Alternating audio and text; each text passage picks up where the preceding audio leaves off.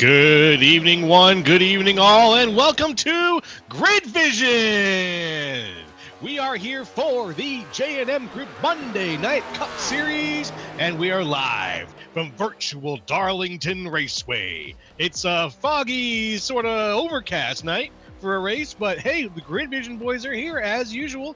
Gonna call it again. It's me, Jolo, up in the booth with Santiago Davila and Austin Derbyshire, who's down in the truck, making it all happen, bringing you the magic as usual. Once again, down we fly from the Google satellite camera to Darlington Raceway, where we are going to see 150 laps going around this beautiful track with these racers here. Race 7 of 15. We're almost at the halfway point of this series. And Santiago, are you excited, my friend, for tonight's race? Oh, absolutely. Darlington is always a very, very exciting track because it's the one track, some would say, that truly tests a driver's ability to be able to handle whatever's thrown at them for a long period of time, because this track is unique in regards to many others.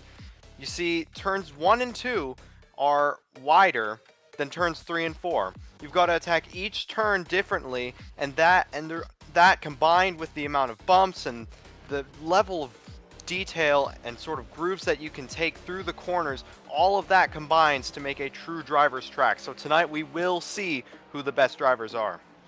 Yes, we will. Yes, we will. And let's look real quick at last week's race results. Sheldon's super duper fast guy of the race, well, that was Jacob Zala, who actually came in second overall, right behind Jacob Prince in first place. A tale of two Jacobs there at the beginning. Colby Jackson in third, with Justin Lewis, Thad Teasley, Maxwell Caldwell, Caleb Ellswick, Michael Matta, Landon Chardulo, and Jonathan Casbear, rounding out the top 10 of last week's race results. Here's a quick look at the rest of those results, see where everybody else landed in that field. And after all of that, looking at the standings here, Maxwell Caldwell currently leading things. Excuse me. Austin Call currently leading things in the standings. Maxwell Caldwell right behind, but not even behind. He's tied for first with Austin Call. Joshua Yarborough in third with no wins yet, but 1 top 5, 3 top 10s. He's got enough points on the board to tie him up for second place or third place.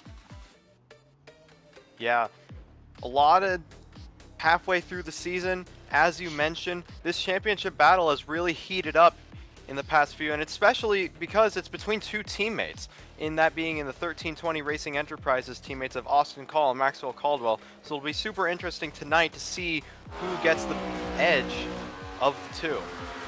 That's true. That's very true. And now we've got just a little bit of qualifying wrapping up here. A couple more cars going around trying to set laps. And in just a short minute here, we're going to have the grid going. But as you saw, we have some really tight point races at the top of the field here for the championship. And that is going to make things interesting at Darlington. The Lady in Black, a track that cannot be tamed. It is a track that, as you said, has a lot of challenge because it's going to throw everything minus the kitchen sink at these guys. And, well, it's known for riding the wall also and staying close to that high outside lane. It's something that of a different beast compared to a lot of other tracks. But let's take a look at where the team standings are right now. Overall, team standings, Outcast Motorsports and 1320 Racing Enterprises are tied with 162 points each. MC Motorsports in second with Trash Can Racing right behind in third. Then IT and Out with 135 for fifth place there. They have 6 drivers on the field, and they've really dominated that mid-pack. I'd like to see some of the IT and Out guys push a little bit harder, maybe make their way up to the front for some of these finishes, but right now they are dominating the mid-pack. Absolutely. Let's get started with the starting grid. Starting with row 1, we have Andrew Palesci on pole with Austin Call in second place.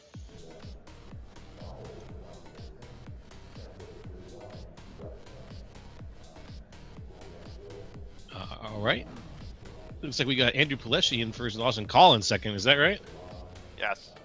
Yes, sir. All right. I'll break down the top 10, and then I'll pass it to you. Justin Lewis in third, Jacob Zala in fourth, Maxwell Caldwell in fifth, Colby Jackson in sixth, Michael Matta in seventh, with Jacob Prince rolling off in eighth, Ronnie Lane in ninth, and Thad Teasley in 10th. Take it away. Caleb Ellswick in, I believe that is 11th, with Jonathan Casebeer in 12th. Row 7, we have Ronnie Hurst and Ryan Long.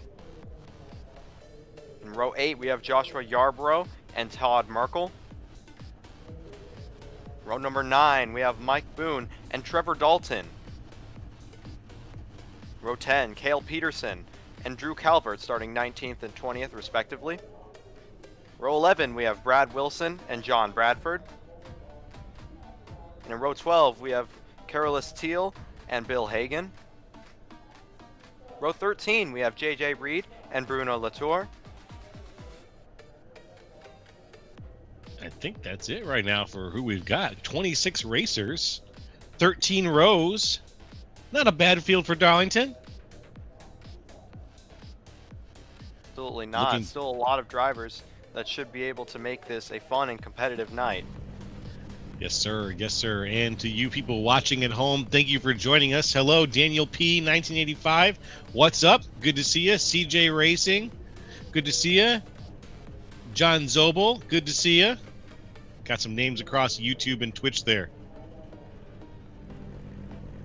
Yeah, and going back, I want to go back to what you mentioned in the pre-race show, sort of about this track being willing to throw whatever it is at people and getting, really what you said about getting close to the wall. It is much harder than it looks to get close to the wall. The wall, especially if you've come from a background where you're more well known to circuit racing, the wall is incredibly scary, and that does not go away even the more you do this. Sure, you might get used to it, but every single time you get up close to the wall, at the same time you want to push, you want to try and get closer to try and find all the grip that you possibly can, but one step too far and you're going into the wall, and that wall, once you hit it, it sucks you along, right along the outside of it, and can completely ruin your day. You're right. It's like a magnet to cars. Once you actually do brush that wall, it's gonna lock you against it for a good amount of time. If it doesn't rebound you right off of it, you're gonna get locked against it, and that'll be interesting for you as you get to see all the other cars next to you pass you up. Yeah, absolutely. And folks, I want to mention really quick on Twitch, we do have a betting bot. So if you would like to bet some fake points, you know, we're not trying to take anybody's pensions here, but if we do want to bet a little bit of fake points, you can wager on who you think will win these races, and you can win yourself some points to bet on later races as well. So get your bets down, folks. Let's see you guys use that betting bot for what it's there for, and let's see who is going to win this race. We already got the Ronnie Hurst fan club is here. It's good to see you guys.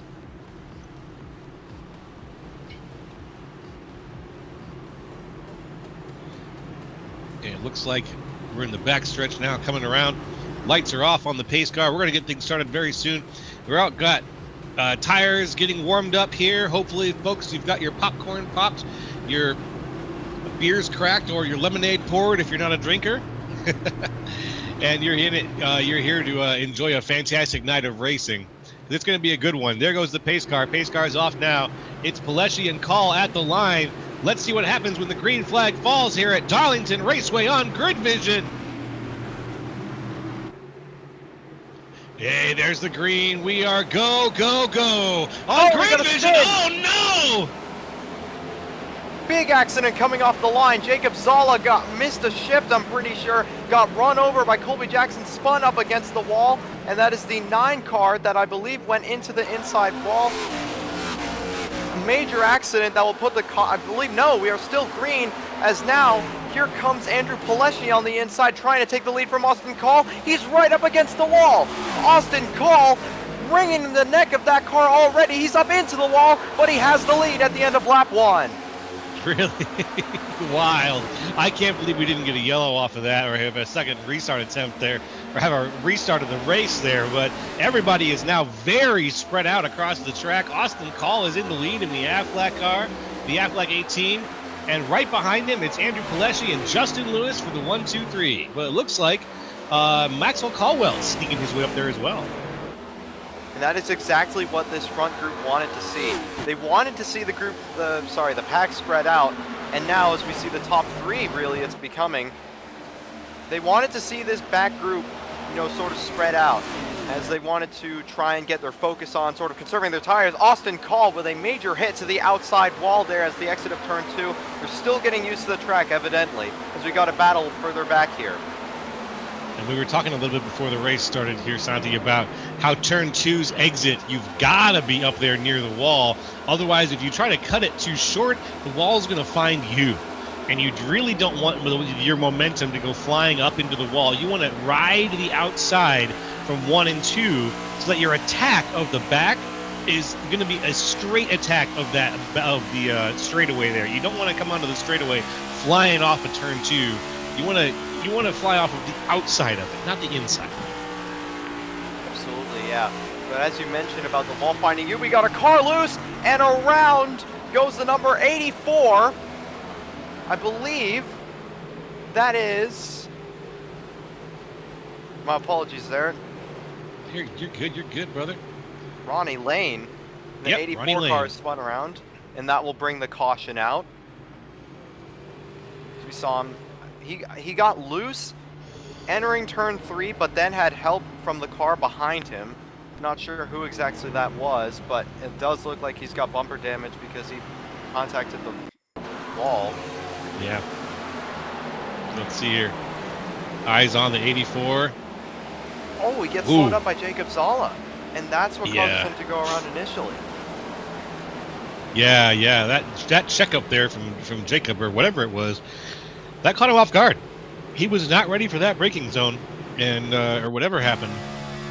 Ended up just giving a solid slam to the back of Jacob Zala. I'm not sure what was going on. Let's see that from Ronnie Lane's perspective. It was a solid hit, but it upset the car completely. It got the front tires off the ground and just threw them around. Yeah, and Jacob Zala, he was the one involved in the earlier wreck at the very, very beginning of the race, and it looks like he lifted possibly to get more grip onto the front tires or something initially, but then it looks like he got on the brakes, and that's what caused 84 to hit him. Yeah, let's see here. Here we go. He's in front now. Yeah, couldn't tell you. He was in the middle of the turn, so it wasn't a braking zone. It was maybe a lift, but couldn't really tell you. Yeah, I think the 84 might have just sent it. Yeah, but I mean, I don't know. From the perspectives that we got, it's a little difficult to judge on the wreck, but I don't know. To me, it appears that Jacob Zala did get on the brakes a little bit, and then Johnny wasn't anticipating him to get on the brakes at that point in the corner, or he lifted off quite a lot. And I mean, for the first bit, yeah, I believe that the 84 could have done something to lift off as well. Let's take this time, though, while we're going around, let's talk about the picks, because we just saw our second, little dust up here. Let's see who we think's going to actually make it through this in one piece. Let's do this. We locked this in before the race even started, so let's talk about who we think is going to win and take it all. I think it's going to be, we matched up. Yeah, Austin Call, before the race, he was the one that won Kentucky, and some would argue that because of the bumpy nature of both of these tracks, Kentucky is a bit similar to both of these. So Austin Call, and we saw on that first restart, at the beginning of the race, we saw him absolutely send it around the outside and very close to the wall as well to gain the lead, and that has paid dividends for him. That's right. And you saw the whole grid there. I want to put special eyes on Joshua Yarborough. He's sitting third right now in the points. Still hasn't gotten a top 5, but third in the points. That's why I put him on the one to watch, because I got a feeling that Yarborough's not really going anywhere. He's had a couple of rough finishes here and there, he's had only one really rough finish, but he's always found a way to get some points on the board. So there's a chance that he can come out from behind and make some moves here at Darlington. Yeah, as the pace car lights are off once again, the pace car peels down pit road. A very, very familiar front row to the beginning of this race. Austin Call on the outside, Andrew Pileshi on the inside. Ready for the restart here on lap 8. We are green once again, and yet again, another brilliant launch from Austin Call as they head into turn 1. Much less chaos, perhaps drivers taking it way more cautiously, as now Andrew Pileshi tries to go up to the outside. Justin Lewis in third makes a move on Austin Caldwell in fourth to get himself up into third, back into third on that restart. Now Andrew Pileshi possibly fancying himself a move on the inside of Austin Call, as we got a caution out once again.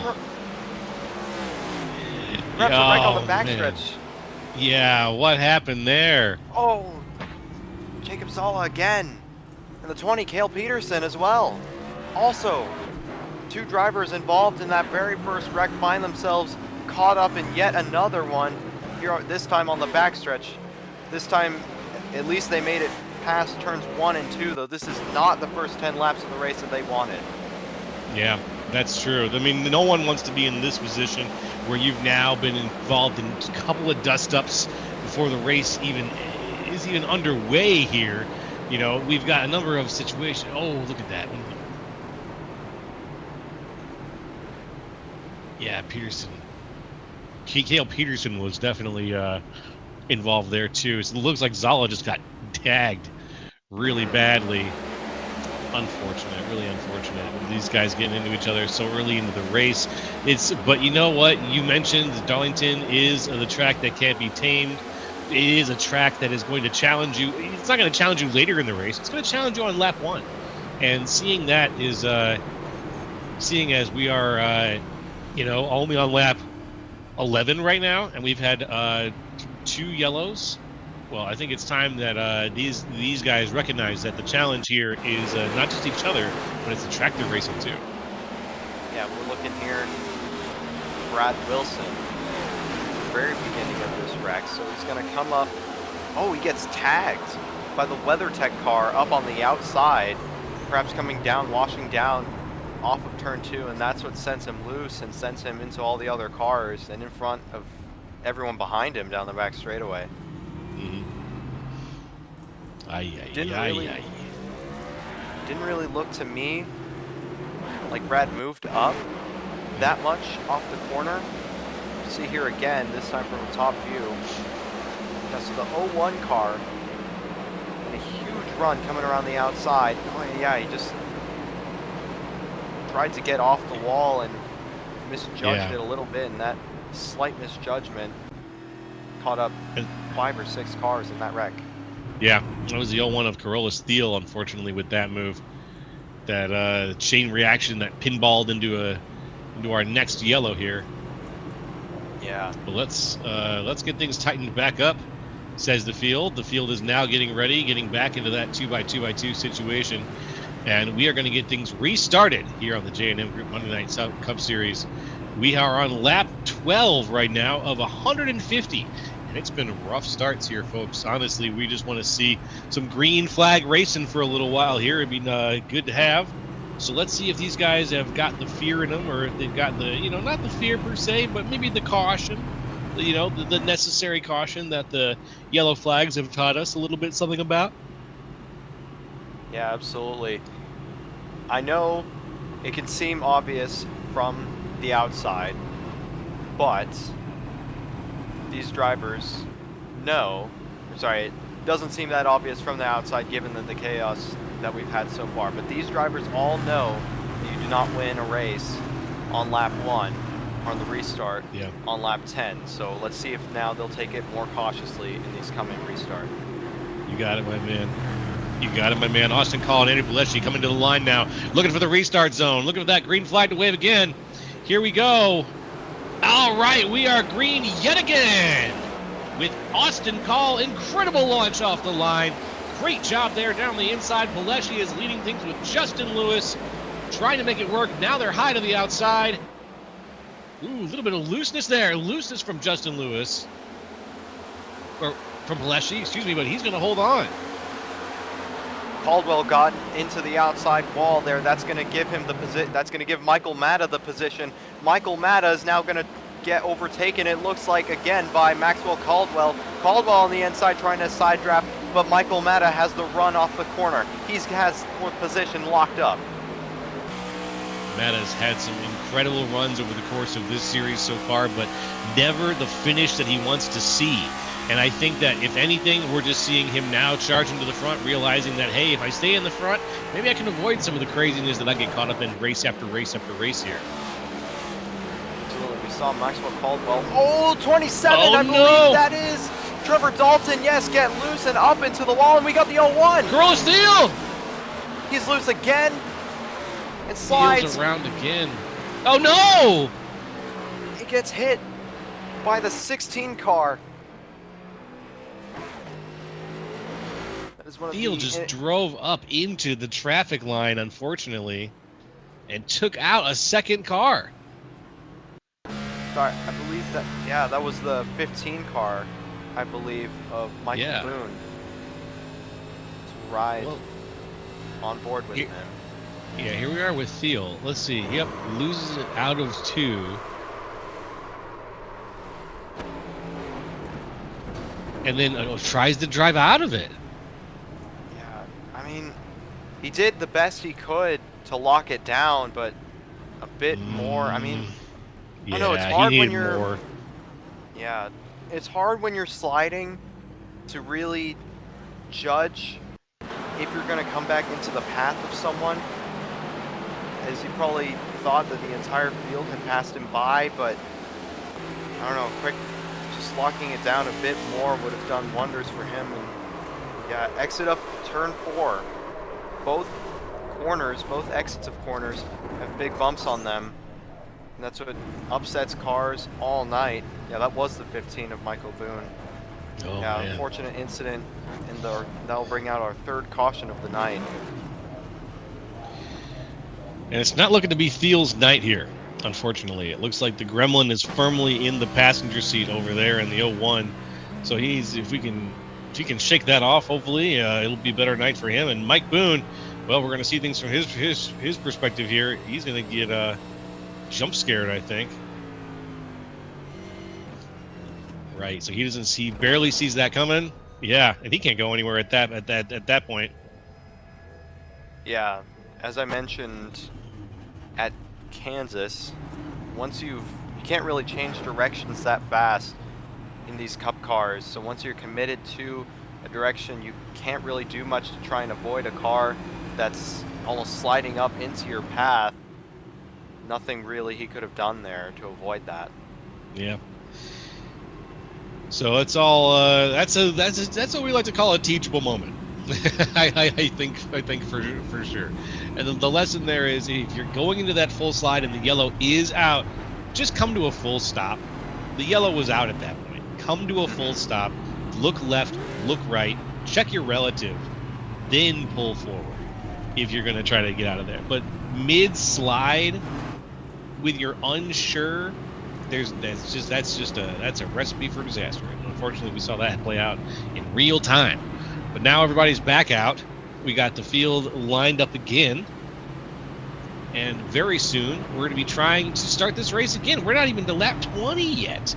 And we're on, I think, our 3rd caution. What third, but we should have had a 4th one, to be honest. The start of this race probably should have had a caution, too. Thankfully, I had one right after. Well, I guess not thankfully. You know what I mean. Yeah. It should have had one. And, well, now that we've got one, now we've got more, I'm starting to wish I had less.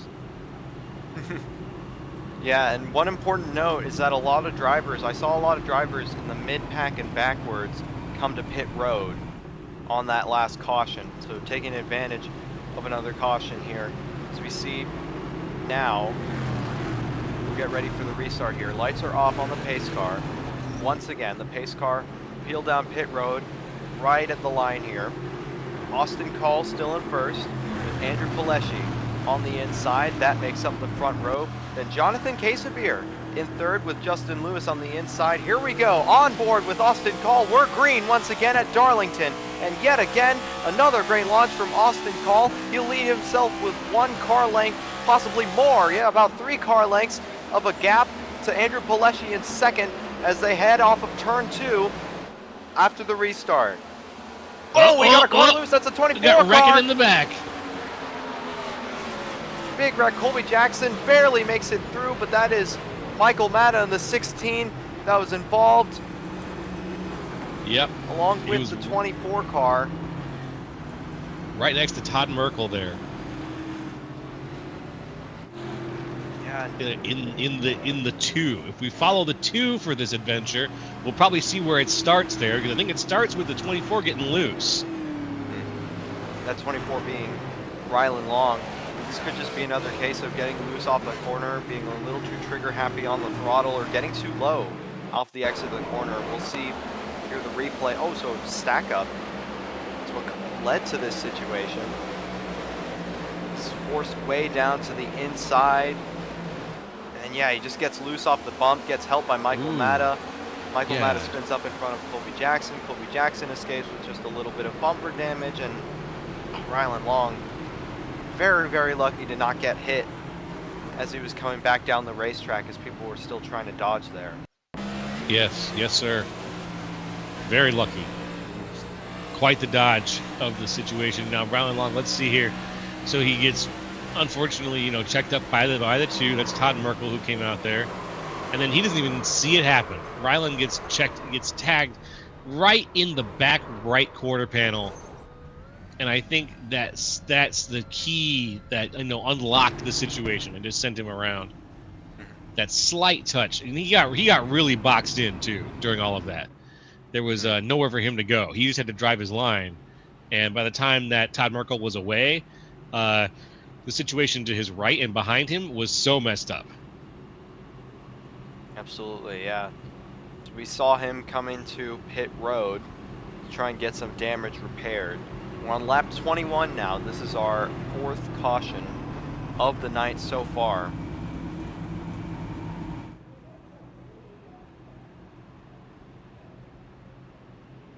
See here, 4th caution. Sorry.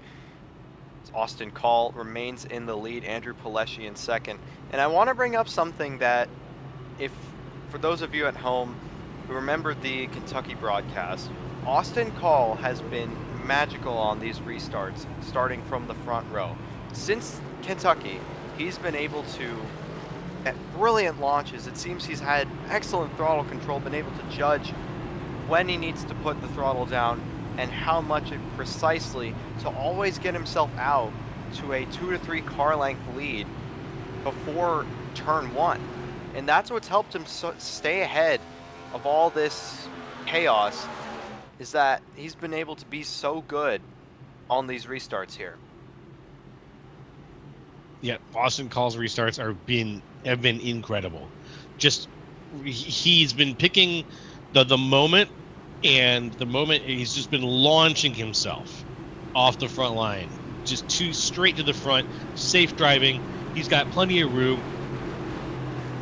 It's been really impressive, honestly, to watch him do these restarts over and over again with so much consistency. Up, and there goes the pace car. Let's see if he can do it one more time now. Austin Call and Andrew Pileshi coming into the restart zone. Here we are at the line, looking for it. It's Austin Call. Can he get another great launch off here? Lead things ahead of Jonathan Casimir. Here we go. We are green yet again, and there goes Austin Call. 3 wide further back, but again, as you mentioned, Austin Call with another, and there goes Justin Lewis. Can Justin Lewis save it? Yes, he can. A magical save by Justin Lewis off of the exit of turn 1. That's going to see him lose several positions. He's going to go down to 6, and now he's under attack from the 86 of Calvert on the inside there, as we've got, a magical save, an incredible save from Justin Lewis that could have very well seen him spin into the pack there. And wow, just an incredible save from Justin Lewis, but no doubt that'll put him back several positions. So we got a caution out, I believe. Yes, sir. 2 things happening at the same time there. Lewis with a great save, and then the back of the pack just not able to hold it together, unfortunately. Let's see if we can get in the way back machine, take a little trip back in time, and see what happened. Now, I think I didn't quite catch where this one started, but I saw I saw it when it did. There we go, the 25 machine. I think that's Jake Jacob 25 Zolla. Zolla, I believe. Yep. Then Cale Peterson also being involved yet again. We see a lot of drivers not been able to escape these wrecks. Yeah. Very early in this race. There we go. Oh, yeah, he just came up. 31 drifted up into the 25 a little bit. 25 was holding his line, and 31 just drifted up into him a little bit. Yeah, 35 being Bradley Wilson. Mm-hmm. Both of them, both Logan and Bradley driving for IT and out. So we'll get an onboard of Jacob Zolla, I believe this is. This is Cale Peterson here. Sorry, Cale Peterson. Yeah, he sees the contact heading up ahead of him, and wow. almost gets through it, but then gets tagged, gets pushed low, and tags another car, sends him up into the wall. Gosh. These guys are driving away from these, but they're getting beat up. Yeah. That's This is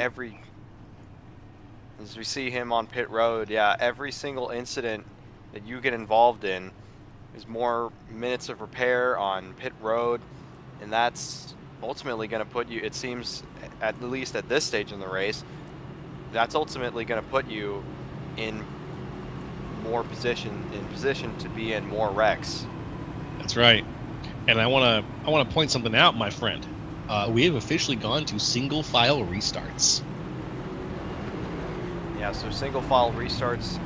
Hopefully these will eliminate, the chaos that has come from these restarts, and we'll see if Austin Call can get up to the lead, because he's been on to get as good of a start, because he's been on the preferred lane on these restarts, but now everyone will be on the preferred lane because there's only one lane that they'll be able to choose from, and that is the outside. If you want to protect your position, they'll come down. That's and right. That is part of the strategy for single file restarts. You want to stay as close to the wall as possible, because it is illegal to immediately, before you pass the start finish line, it is illegal to pass on the inside, but you can pass on the outside. So yeah, we'll see here Austin Call, Andrew Pileshi, all the drivers behind him, they'll all head right up to the wall. As we see here, the pace car is coming off.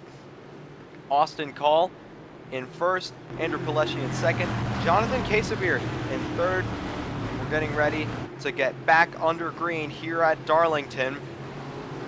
Coming through the restart zone, green flag once again at Darlington. Austin Call yet again with another major launch off the line that'll see him easily 5/10 into the lead, about ahead of Andrew Pileshi in second and Jonathan Casabir in third. The gap's now widening out, much less chaos as we see the cars all stream off the corner, single file. Justin Lewis on the back of Maxwell Caldwell, heading into turns 3 and 4. As we've got, more contact. That is the 00 of Bradford, and that's going to allow Justin Lewis to get a major run on the inside and pass him. Justin Lewis back up into 5th. Super loosey-goosey there for a second. That's a 00 of Bradford. Bradford was, I thought for a second John Bradford was going to lose control, but he managed to keep it straight and not knock into anyone there as he tries to make the pass here on the 22 of Ronnie Jacob Hurst. Zolla. Sorry for interrupting you there, but that was You're Jacob good. Zolla that spun off of turn 2 and headed straight into the inside wall. Immediately either got towed back to pit road. Yeah, most likely got towed back to pit road. Man, a rough night for Jacob Zolla, and the struggles only continue as he spins off of turn 2. And Jacob Zolla has hung up his dancing boots for the evening. It looks like he has stepped out of the car, and I'm not sure he'll be coming back for the night. Yeah, I mean, there's only so many of those incidents in a row that you can take. As we now focus on the battle for the lead, the gap has shrunk now. It's down to about 0.3 of a second between Andrew Pileshi and Austin Call. Pileshi's catching. He's been able to use that high line, as we see here. He's getting much closer to the high line, to the wall rather, than Austin Call. He's willing to take a bit more risk, but now that gap has stabilized a little bit. Andrew Pileshi with the draft down the back straightaway, following Austin Call as he tries to get a draft. And now through turn 3, exit of turn 4, Austin Call gets into the wall ever so slightly, and that is 0.02 of a second faster of a lap from Andrew Pileshi. Pileshi gets into the wall trying to chase down Austin Call. Can the two of these guys work out this duel amicably, or is it going to result in them losing speed and falling back to who we see here, the pack with Justin Lewis? Lewis now trying to make the pass on Jonathan Casaber. Can he do it? I think he can. Oh, he's a little bit ahead of Maxwell Caldwell, excuse me. He makes the pass on Maxwell Caldwell, looking to catch up to Casaber if he possibly can. That's a fast car right there in Justin Lewis, and we've mentioned his name a couple of times tonight already. But I really want to see, how resilient a man is. You watch how Justin Lewis drives tonight. Yeah, Justin Lewis did lose all those positions. I mean, he saved the car from fully spinning out, but he did lose all those positions as we now focus on a real cluster of cars here, beginning with the 84, Johnny Lane. On the inside, he gets into the wall, and that is Colby Jackson in the 97 looking to take advantage. He sweeps by and is up into, I believe that is 11th place. Yes, now he's on the inside of the 00 car, makes the pass, and that'll see him up into 10th. Nicely done, Colby Jackson, looking good. Making passes on John Bradford, passes on Ronnie Lane, and now he's down to the inside just a little bit here. Obviously, this is not really a track where you're going to go down to the inside completely.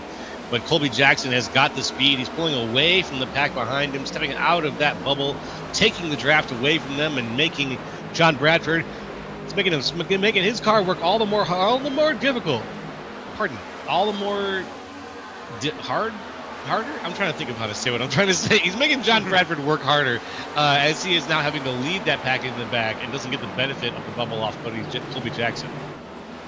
Yeah, we saw there off of turn 2. I believe that was Rylan Long getting past Yarbrough. Yeah, Joshua Yarbrough getting passed by Rylan Long. This battle's still going on, but it looks like Rylan Long has gotten past as they enter turns 1 and 2. Focus on the lead. Andrew Pileshi has taken the lead from Austin Call. They're still side by side. Now, Austin Call trying to fight back on the inside. Gets a little loose into the middle part of turns 3 and 4, and that'll see Andrew Pileshi take the lead for the first time tonight. New race leader, Andrew Pileshi, and he's already stretched the gap to about 1.5 tenths.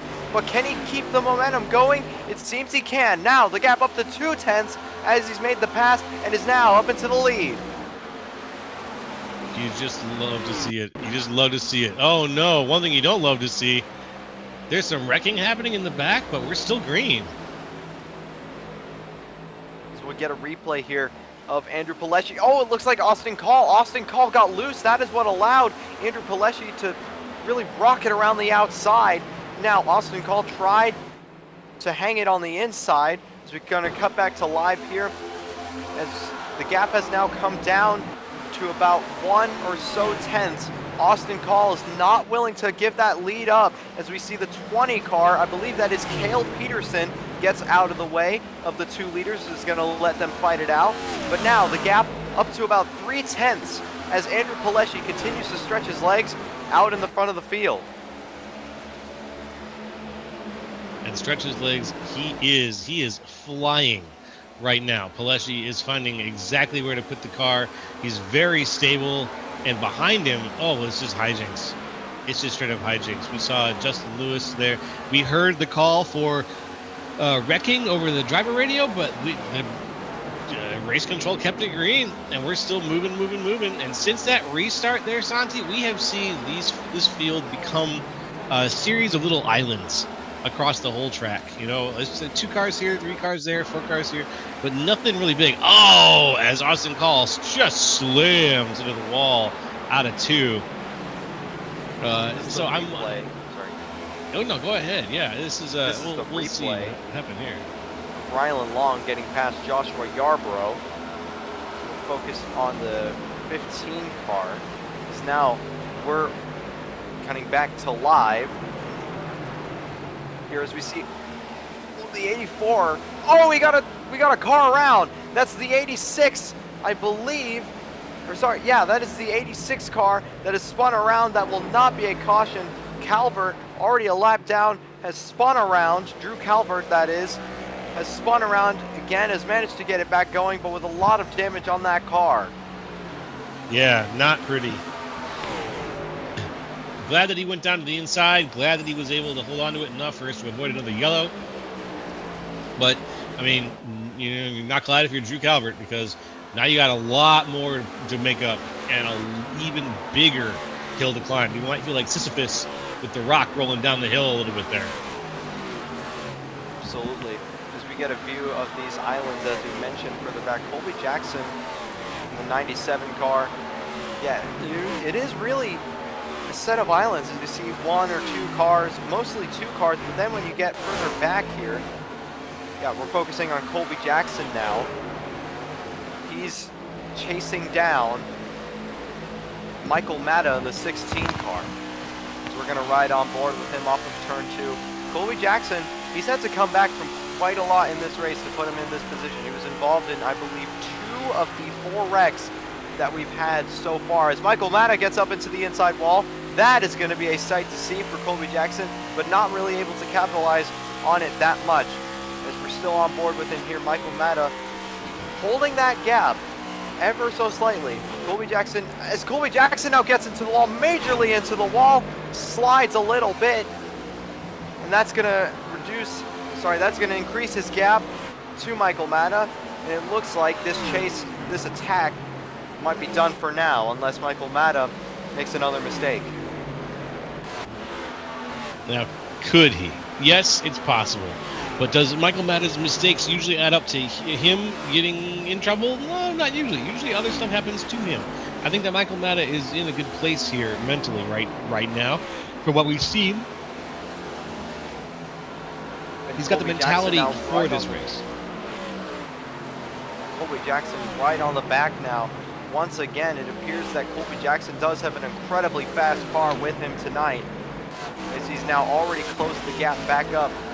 So I believe that looks to be about 2 or so tenths as they head off into turns 1 and 2. Colby Jackson trying to find a different line, trying to keep his front end clean in terms of aerodynamics, trying to put air on the front end of that car so that he can get the grip, get the turn in, and increase his overall average speed throughout the corner. As he now is going to head to the inside, Michael Matta gets incredibly tight through the mid-corner, and that's going to allow Colby Jackson to be almost side-by-side as they head onto the front straightaway. That was close. That was almost 2 cars. That was almost 1 car spinning off the nose of the other car. And I think that, Michael Matta, he probably would have had a few words with Colby if that had been the case. Yeah, but thankfully it wasn't. As we see Cale Peterson go, I believe, 2 laps down. Not because of these cars, but because of getting passed by the leader, Andrew Pileshi, who, by the way, has stretched his lead to about 9/10 of a second in the time that we've been watching this battle. As you see there, the gap continues to extend between him and Austin Call, and further back, Justin Lewis, not really able to gain much. There's Maxwell Caldwell going past the 86 of Drew Calvert. There is Jonathan Casabir, followed by Jacob Ellswick, and I believe, yeah, Jacob Ellswick, and now we're going to head back to the battle for 7th place. Michael Matta versus Colby Jackson at the moment. Colby Jackson trying to find everything he can, though also maybe trying to save tires a little bit. He doesn't want to burn up his tires too much at this stage in the race. As Michael Matta, both of them actually get up into the wall slightly. Colby Jackson brushing the wall off of turn 2, trying to find a lot off of the exit there to try and help his chances into turns 3 and 4. Definitely, and hopefully he does, because Colby has got more than a chance here. He's got the ambition, he's got the drive, clearly got the skill. Right now, I think what he's got is an opportunity in Michael Matta to maybe save a little fuel, maybe save a little tires, But I was wrong. I spoke too soon, because here comes Colby Jackson, just sending it on the inside. Colby Jackson has gotten up into 7th. Though Michael Matta is not going down without a fight. He'll try to hold it on the outside, but I think Colby Jackson, yes, he will. Colby Jackson will clear him. He gets up into clean air, gets up into 7th place, and will now be looking to hunt down Jacob Ellswick. Oh, big slams into the wall there for Michael Matta, but let's look around the field a little bit, see where the battles are at. Right now, here's the number 2 of Todd Merkel. Todd Merkel under attack from Jacob Prince as we see. Sorry, no, not Jacob Prince. Jacob Prince is trying to get past, and he will get past 00. John Bradford exiting turn 4. He's going to clear him, and it's going to be about 1 car length ahead as they head into turns 1 and 2. I believe John Bradford hit the wall entering turn 3, and that is what allowed him to get past.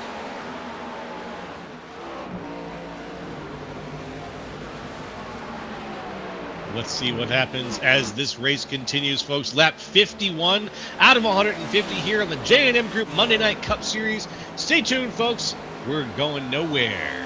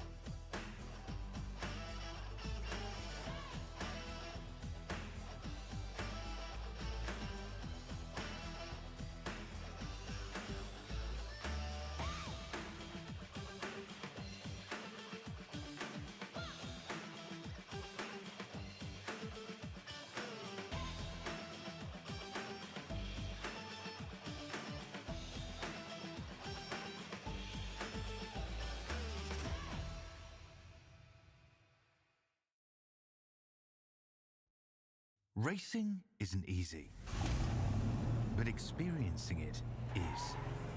iRacing puts you in the driver's seat with the industry's leading sim racing game. Drive on laser scan replicas of the greatest racing circuits from around the world. Go head-to-head against other drivers chosen by skill-based matchmaking to ensure competitive racing at every level. Compete across all your favorite series. In officially licensed cars, engineered to deliver the most accurate driving experience possible.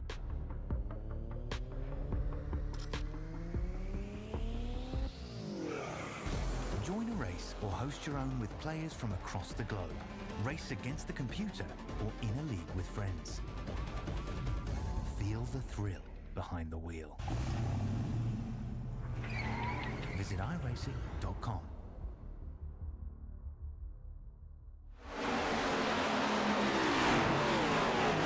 Hey, good evening, folks, and welcome to the J&M Group Monday Night Cup Series here on Grid Vision. I hope you're enjoying the show. It's me up in the booth, Jolo, up with Santiago Davila, right? That's the last name? Yeah, Santiago Davila and Austin Darbyshire, and the three of us are bringing you the best iRacing, and right now it looks like they're bringing you some wrecking. Maxwell Caldwell got very loose after he got into the wall, trying to stay ahead of Colby Jackson, and got overcorrected, shot up into the wall. I would not be surprised if that is wheel damage, but now Colby Jackson has the lead ahead of Jacob Ellswick. And he spins! I believe that, yeah, Maxwell Caldwell spun off the exit of turn 4 again. Or sorry, not again, but he spun off the exit of turn 4 to complement that spin he had in turn 2. Yikes. Not good. Not good at all, but he's going to keep it off the main line, out of the main line of cars, try to get his car back up to speed, see what he can do after that. Oof, that's just unfortunate. As Ryan Lane makes the pass, Todd Merkel makes his pass. A couple other situations happening here. Now that everybody's gotten some pit time in, or not everybody, well, now that a few people have gotten some pit time in, we're starting to see some things switch up here in terms of people's overall speed. I believe Michael Matta is the last of this group that has not come into the pits yet. Justin Lewis has already come into the pits. So Justin Lewis, I believe, has cycled to the lead of all the cars that have pitted. As we see, Andrew Pileshi is ahead of him out of the cars that have pitted. Colby Jackson is in the lead right now, but he is yet to pit, looking to use the clean air to his advantage.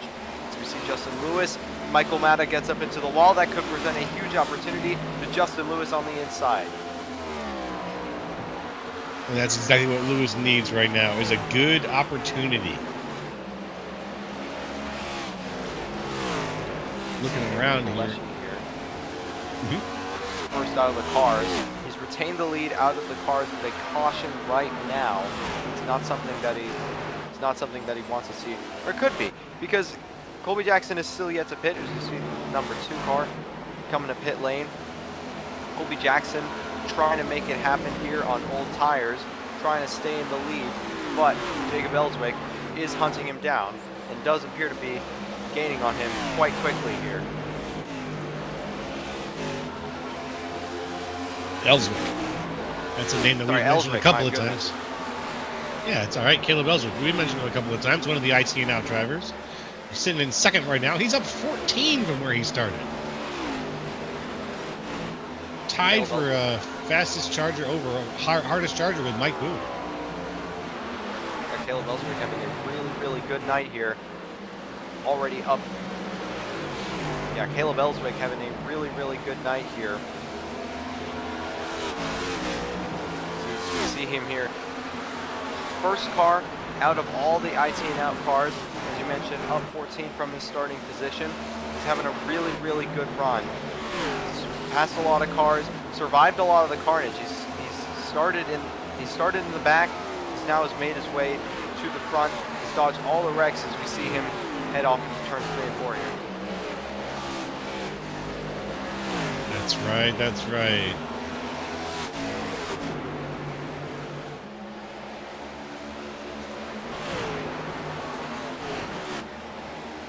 Right now, got eyes on Caleb Ellswick still.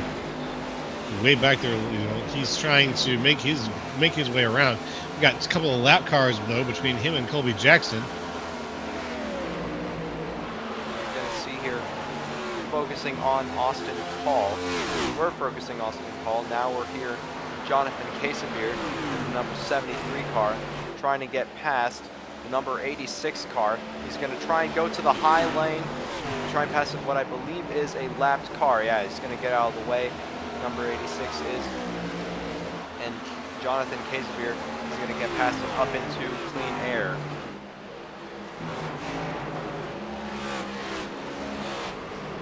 All right. Oh no. Oh, Maxwell Caldwell has spun around once again. He spun around completely, and I would not be surprised. No, Whoa. That is not a caution. He gets it back going, but again, Maxwell Caldwell spinning in turns 3 and 4, and this time it'll be more costly. He was fully around, had a lot more momentum lost. Looks like he still has some right front damage from earlier contact with the turn 2 wall. And again, just the misery continues for Maxwell Caldwell, who was at one point having a very good night, running as high as 3rd, now has spun twice. Yeah. You hate to see it. And here we go on board. Oof. Tried everything he could to save it. There's no getting it. There's just no getting it back under him. The car was already out. It looks like for the very first bit he might have had it saved, but then it just snapped right around. As we see Colby Jackson finally coming to pit lane. He had a good stint up there in the lead. Let's see if that works out for him. This is going to get some damage repaired and get tires, as we're now focusing on Jacob Prince in the number 9 car.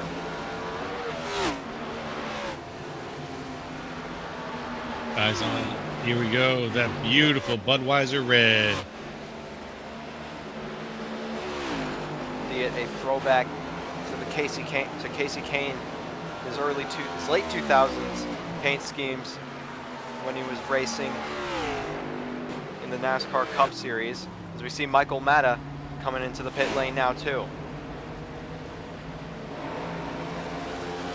I gotta keep my eyes on Matta because I got a feeling that he is still not done with this race. At all, as we're getting an update on all the cars on pit road.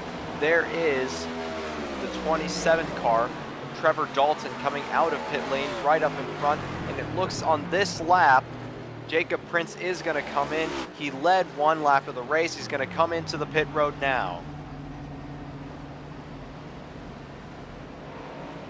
All right. That should cycle Andrew Pileshi back out into the race lead.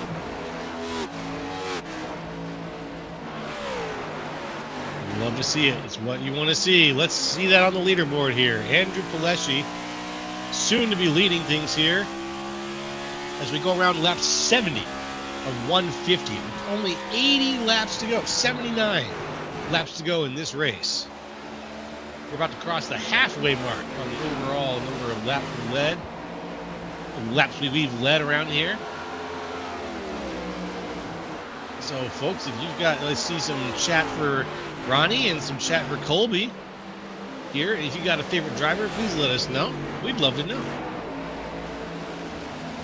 Yeah, Andrew Pileshi now back out into the race lead ahead of Justin Lewis. It looks like Justin Lewis has been able to leapfrog Austin Call in the pit cycle. So Austin Call has cycled back to third. Justin Lewis has gotten up into second. And Justin Lewis has had a fast car all night. So it'll be interesting as Austin Call gets up into the exit of turn 2. And Trevor Dalton, major contact. He's going to slide down to the inside wall. Trevor Dalton had major contact at the exit of turn 2. Yeah, it was him. He slid down to the inside wall, possibly hit it. But yeah, Justin Lewis up into second. Austin Call back down into third. Yeah. Justin Lewis into second, and that's where he's been dying to be. Austin Call in third, though, that feels a little wrong almost. Like, I know that he started off in fifth, but he's such a hard racer, and he's such a guaranteed bet that I wouldn't be surprised if he tries to, he tries to just race the wheels off that thing over the course of these last 70 laps here. As you see, yeah, and about racing the wheels off of it, I was about to mention that these first 30 or so laps were the most chaos-filled laps, as we see Colby Jackson trying to get past Michael Matta on the inside. He does get past, and that'll see him up into fourth and try to chase down Austin Call. And can he do it? Can he chase down Call? Call's out there, not too far out ahead. But he's got a ways to go to make things up. As I was about to say, these 30 or so laps were quite chaos-filled, and Austin Call was quite fast through those first 30 or so laps. But as this race has now transitioned into the long run, we've seen a long green flag run. Austin Call has fallen all the way back to third. It appears, at least at this stage in the race, that Austin Call has a really, really good short run car, but he doesn't have the best long run car out of these leaders here. So Colby Jackson, if he has a long run geared car, he should be able to get right up close to Austin Call in these coming laps. He just needs to be patient and make those gains ever so slowly, as we see, Colby Jackson exiting turn 3 as Austin Call is, I believe, in the middle of turns 1 and 2 at the moment. So still quite a ways to go for Colby Jackson, but he's still gaining. As we see Justin Lewis, he's going to come down. Yeah, Justin Lewis is going to come down to pit road right here. Let's see him do it. There he goes. The number 7 looking for his pit. probably for those tires you mentioned. Let's see what happens. Come back to Andrew Pileshi. Pileshi has stretched that gap to 5.3 seconds. Andrew Pileshi appears to have the fastest car, at least at this stage of the race right now. And Andrew Pileshi, this is not my comment about the fastest car, not to discredit from him as a driver. He has been able to, he's the one that's behind the wheel, he's been able to pull that gap. Right now, him and his car appear to be one, as he's sitting 5.4 seconds out in the lead. 5.4 seconds, my God. That is insane. What a lead here to have and to be able to lock down at Darlington. A 5.4 second lead is nothing to sneeze at. Not. Be good for, I believe, to get here, Andrew Pileshi down in 20th in points. This will be, if he stays up where he's been all night, which is up towards the front, this will be huge for his point situation. Yes, holy mackerel. Potentially game-changing situation. Absolutely. And Austin Call, as things stand, Austin Call would still be the points leader. He would gain quite a lot on Maxwell Caldwell, talking about gaining in points. He would gain a lot on Maxwell Caldwell, who is second in the points right now because of just the night that Maxwell has had. Caldwell, obviously with, I believe, 2 spins, being caught up in a few incidents here and there, has had a terrible night, if you look at it this way, in terms of the championship. Yeah, that's true. In terms of the championship, it's not looking good. Like, the points are not there. Focus on this battle right now between Caleb Ellswick and Michael Matta. 2-4s battling for fourth. Michael Matta gets very hot into turn 3. That's going to allow Ellswick to be on the inside as Matta gets into the wall ever so slightly. Here they are side by side.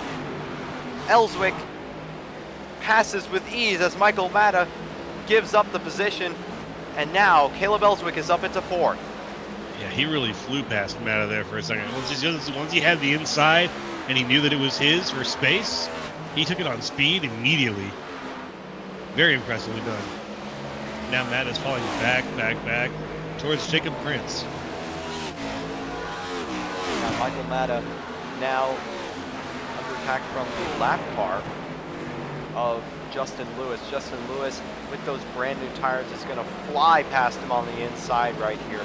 Justin Lewis, interesting to see that he pitted only about, I believe, 15 or so laps after his initial pit stop there. So very interesting strategy, to say the least. We'll see if this pays off in the long run.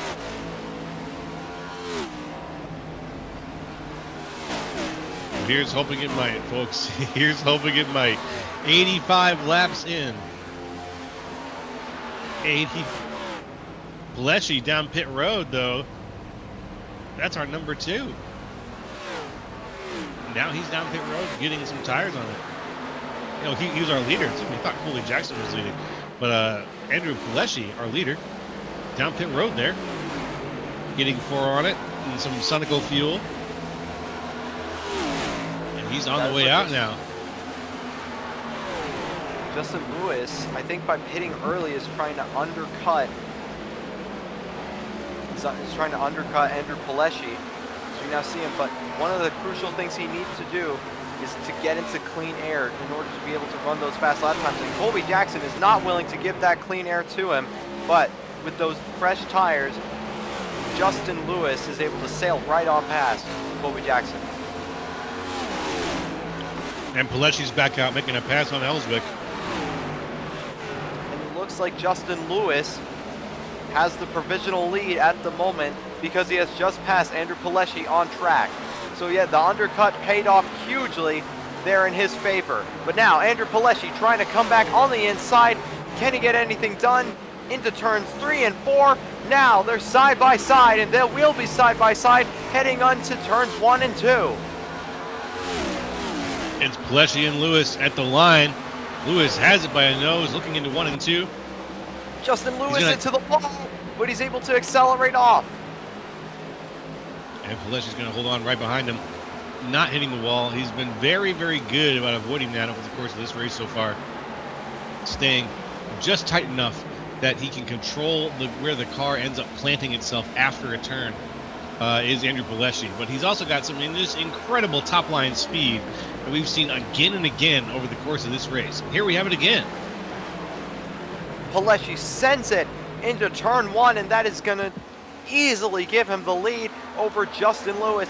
Justin Lewis can't really do anything as he's now.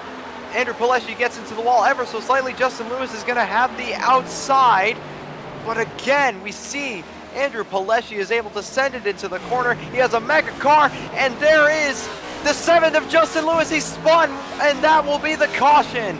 Justin Lewis has spun, Wow. and he's going to stop on the track, wait until everything is clear, and he's going to come back, and that will put Colby Jackson into the lead because of the caution. Wow, wow, wow. Justin Lewis with a big old self spin there. I don't think there was anybody anywhere near him. I think it was just him.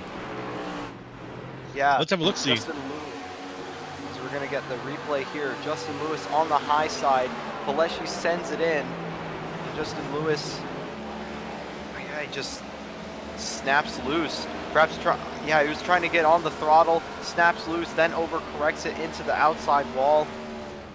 Justin Lewis giving it absolutely everything and stepping over the limit. Here's we're going to ride on board with him. Let's see what happened. Here we are. Oh, wow. Yeah. Ugh. What a simulator. What a simulator. The fact that you get on the gas, I think he got on the gas just a little bit.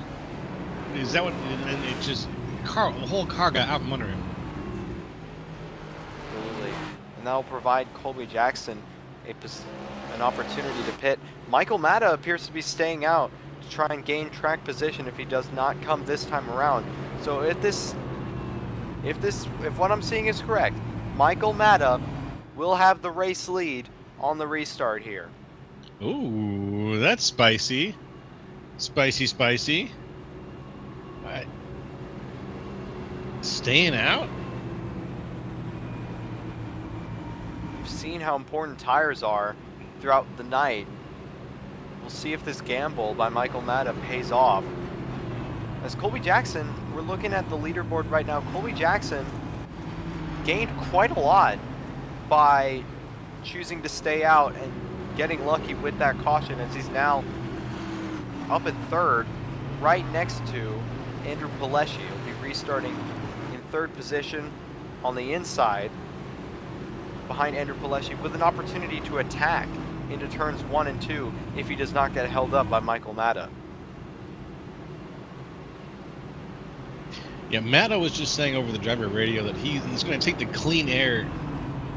He's going to take the clean air where he can get it. So we'll see how he uses this restart to his advantage over the course of these next couple of laps here. But I think that he really just wants to be out making his own decisions for a little while.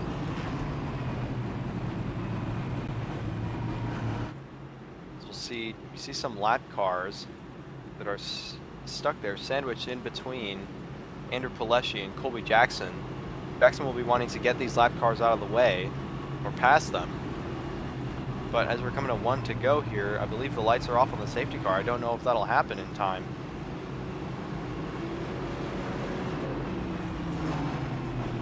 Going around and around we go.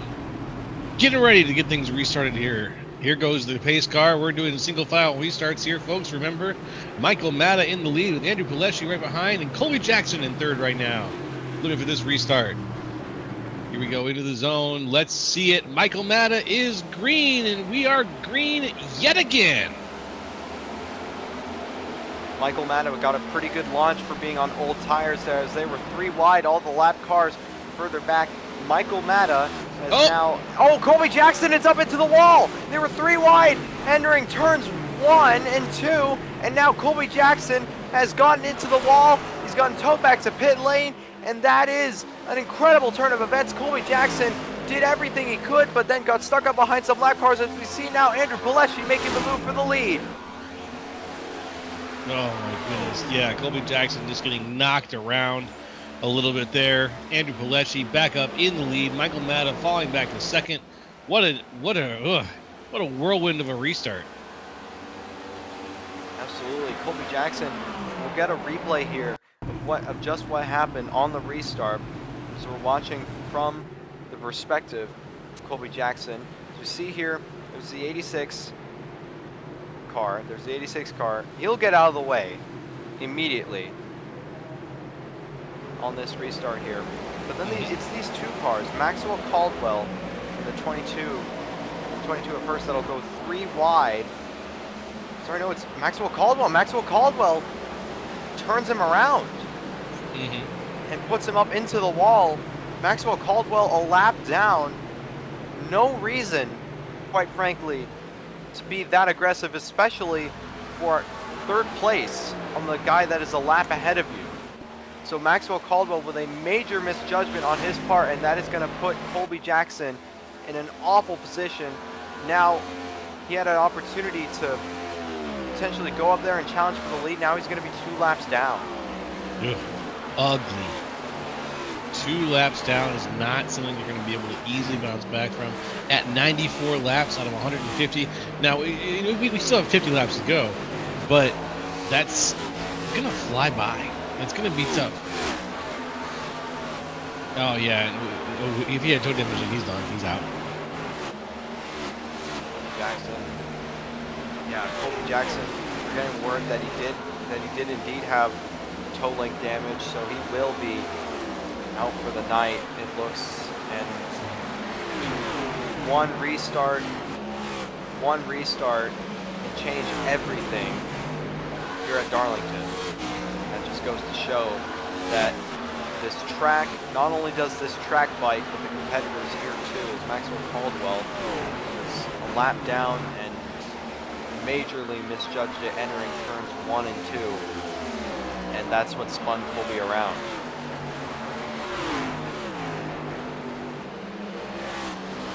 There we go. Now we're back to live here with the cameras, I believe, and keeping up with the Joneses. Yep, we got race. We are still green. I can't believe that.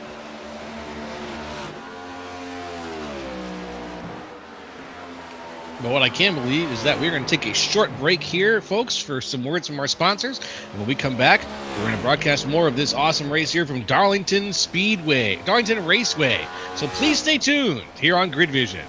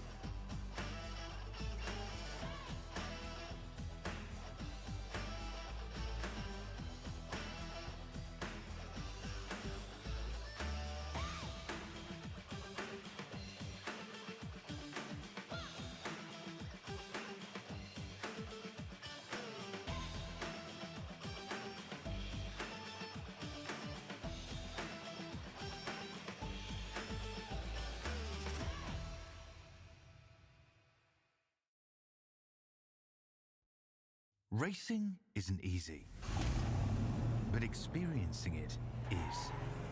iRacing puts you in the driver's seat with the industry's leading sim racing game. Drive on laser scan replicas of the greatest racing circuits from around the world. Go head-to-head against other drivers chosen by skill-based matchmaking to ensure competitive racing at every level. Compete across all your favorite series. In officially licensed cars, engineered to deliver the most accurate driving experience possible.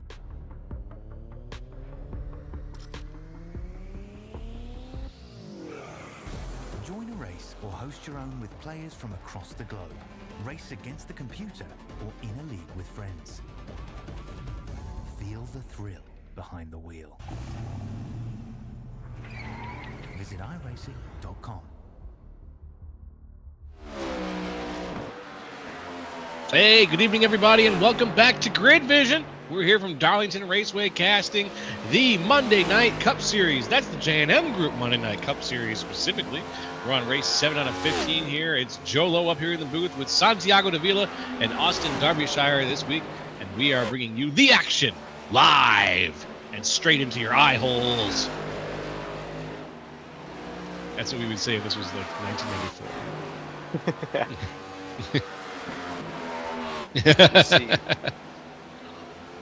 We see Andrew Pileshi still in the lead. Jacob Prince has had a really, really good strategy this whole race. He's been able to get up into second after we've really not seen him in the first half or so of this race. As we see now Michael Matta, I believe, under attack from the 33 of Tad Teasley.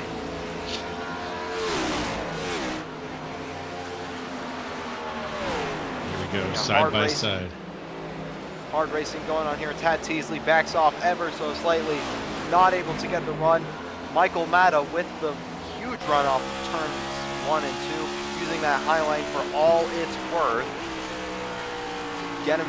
Keep himself ahead of Tad Teasley. And now Caleb Ellswick just behind, trying to take advantage of these two squabbles. Whoa, majorly loose is Tad Teasley off of turn 4.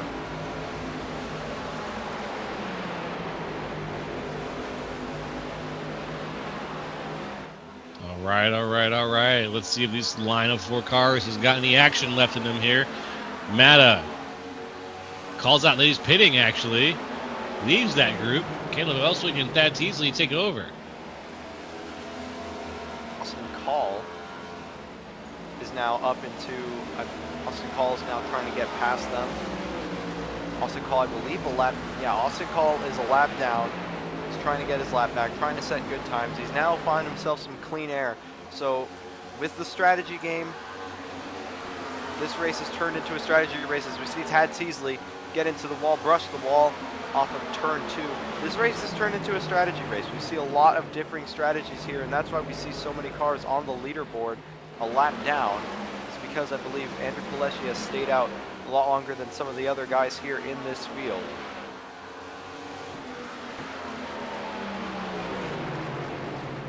He has stayed out a lot longer, it's true. And he's reaped the rewards.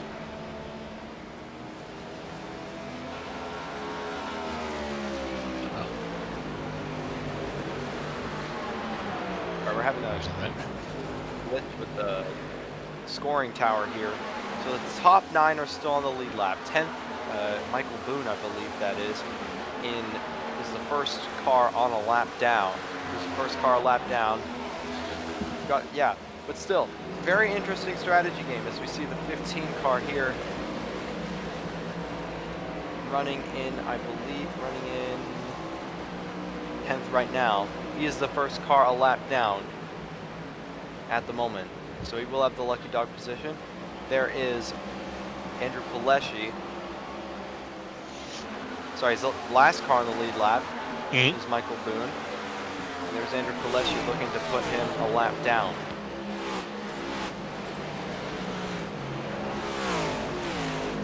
Let's see if he can do it. Pileshi pulling up on him. But he's still got a little ways to go. He'll be able to make it up there, though. Pileshi's going to have a little bit of help from, I think it's Michael Matta behind him. Come on.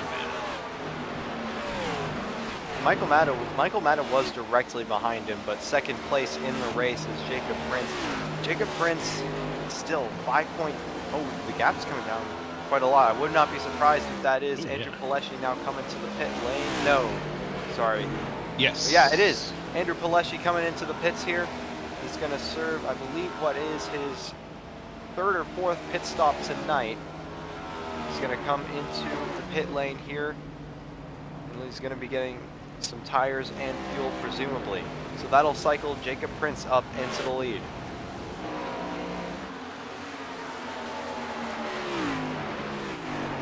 Everybody else is getting down here. Andrew Pileshi finds himself in his pit box now. Out on the field, that beautiful red Budweiser car going around and around and again. That's the number 8. I believe it's number 8, right? Yeah, it's number 8. All right, and then further on, we have the 33. Where is he falling in the overall list now? Stad Teasley, he's in 2nd right now, officially. Quite a ways though behind Jacob Prince, about 6.5 seconds. Yeah, this race has gotten super spread out as the run has dragged on. As Caleb Ellswick in the background there, getting ever so slightly loose off of turn 4. This race, extremely strategy driven at the moment. We've got many cars, differing strategies, and I believe Andrew Pileshi, there he is in the very background, has made his final pit stop. So most of these guys here are on their way, either already have or are on their way to make their final pit stops of the race. So we'll see how all the strategies converge as the laps wind down. Yes, they are. Lap 118 of 150. You know what that means? We're almost down to 30 laps left. That's gonna be just a blink of an eye when all is said and done. As you see Jacob Prince complete another lap, that'll move us on to lap 119. There is the 22 car first, getting into the wall ever so slightly in the entry to turn 3. He's running 14th at the moment. So we see the 00 car on pit lane, the Liquid Death car.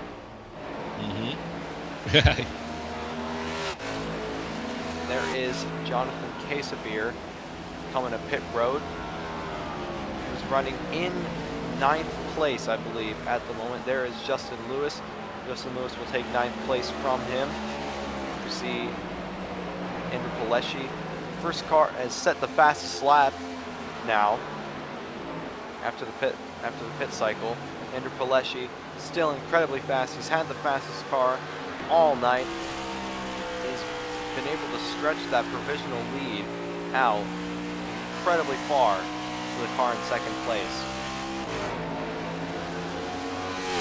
Yeah, that's an incredible lead. Stretched out, looking good,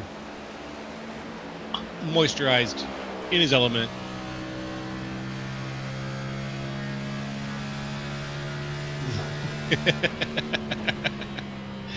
That's Rylan Long out there in first. Looking on board with Andrew Pileshi, though, who is back out and getting things rolling. Pileshi sitting now 11th on the board. He's going to have a little bit of work ahead of him, a little bit of work cut out for him. Oh, he's the strat. I totally jerked on that. So when we see the strategies play out, Pileshi will be coming around as the leader. Everybody else ahead of him has yet to take advantage of that pit stop. Come back to Jacob Prince here on the front straightaway. It'll be interesting to see when he pits because he's had clean air for quite a while now. With only a little bit of dirty air coming from a few lap cars in between. He's there. Another one gets out of the way for him. He's had mostly clean air. We've seen the undercut work, but will the overcut potentially work in Jacob Prince's favor? Not to get him out into the lead. We see Andrew Pileshi had a huge lead over him. That was about 1 straightaway long, but potentially to get him closer to Andrew Pileshi so that with the fresher tires, they'll be able to chase him down and challenge for the lead.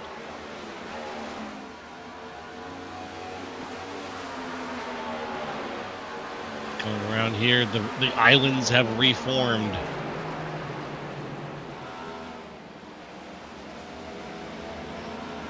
I'm watching Pileshi now as he catches up to one of these islands. One with Lewis on it here. And Austin Call, the points leader, who should remain the points leader after tonight. Check the points standings real quick. No. Yeah, Austin Call should remain the points leader tonight as he gets out of the way there for Andrew Pileshi. Justin Lewis, not that much far ahead of him, should do the same on this coming straightaway here. Yeah, oh, Justin Lewis gets into the wall, slightly off the corner. That's Yikes! Results in huge loss of momentum as Andrew Pileshi gets right on by, but Andrew Pileshi's heart rate spiked a moment as he saw Justin Lewis get loose off the corner in front of him.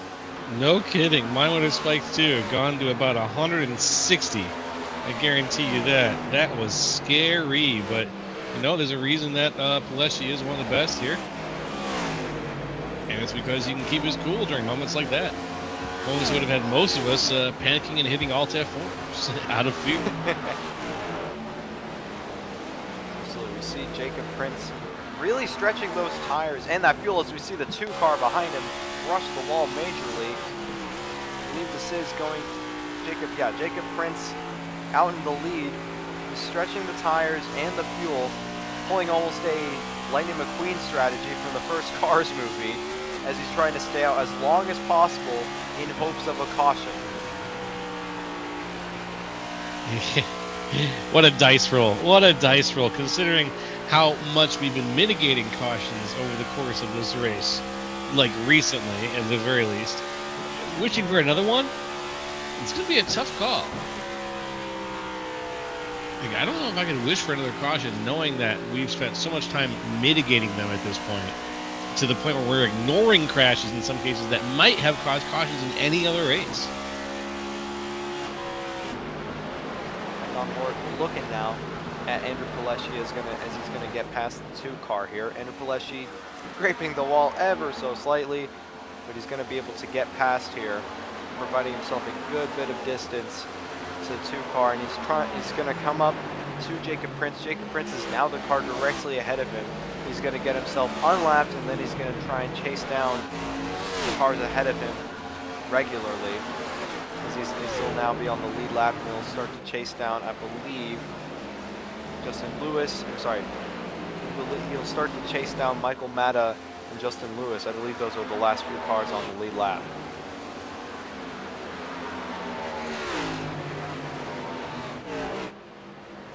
Going around and around again. Here's the beautiful 8 car. Or excuse me, beautiful 9 car.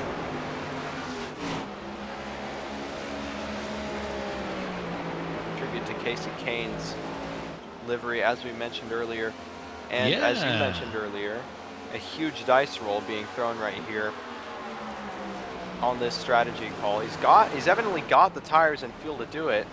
You see him, I believe, you see the 3 car come to pit lane. Some tires and fuel. Jacob Prince will come by on the front straightaway here. Jacob Prince, he's driven a good race so far, driven an excellent race so far of managing tires and fuel. I'm not sure without a caution if it'll be enough to get past Andrew Pileshi. Some good-natured communication going on over the driver's radio right now. It sounds like they're helping each other out as best they can.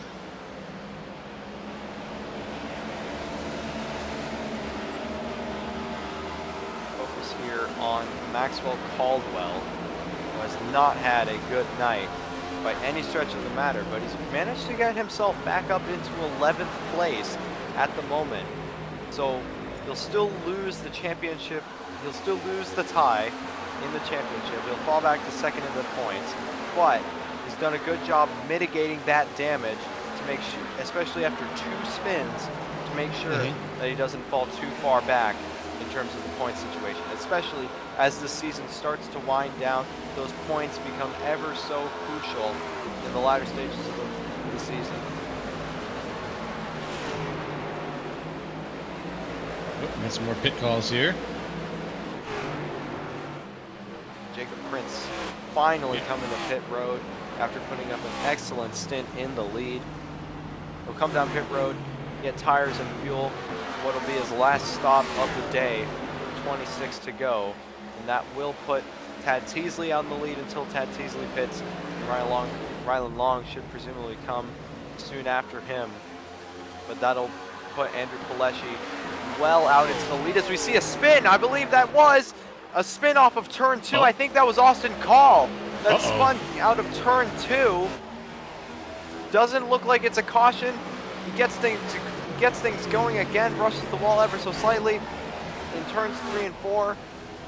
As we see Jacob Prince getting fuel here. We'll see if he can stay on the lead lap. Sorry, no. Yeah, Andrew Pileshi will pass him, and he's now hunting down Rylan Long. Even though Rylan Long has not pitted yet, Andrew Pileshi has been able to hunt him right down.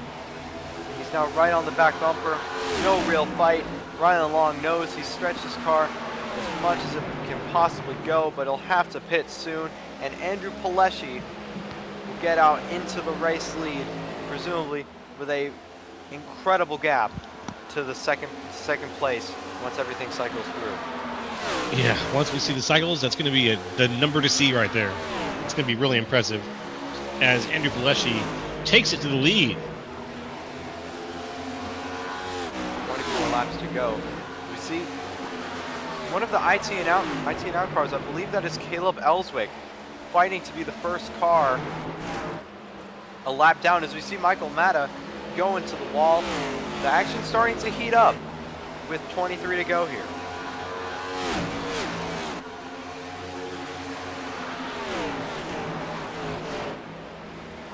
Andrew He Pileshi. could lap. Yeah, he could lap the whole field here. Very likely here, with only 22 laps to left to go. He could make it happen. Just an incredible race as a whole. He was stuck up behind Austin Call for so long, but once he took the lead at, I believe, around lap 60, he's just been able to shoot off into the lead and has never looked back, even off any of the restarts, as we see a battle between Jacob Prince and Michael Matta for second place. Jacob Prince will get the better of him as they head out onto the back straightaway. Yeah, Jacob Prince pulling away a huge gap now to Michael Matta in second, even as they get into the wall there.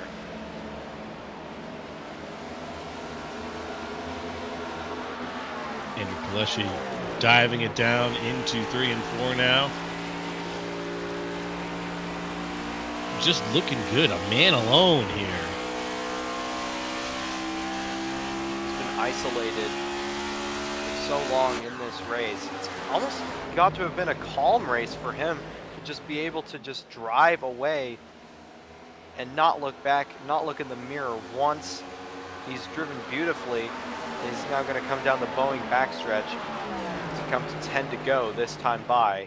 He's driven a wonderful set of laps, a wonderful stint, and has been able to get a huge gap to all the cars. That is about 12 seconds, and he's very, very close to lapping the whole field.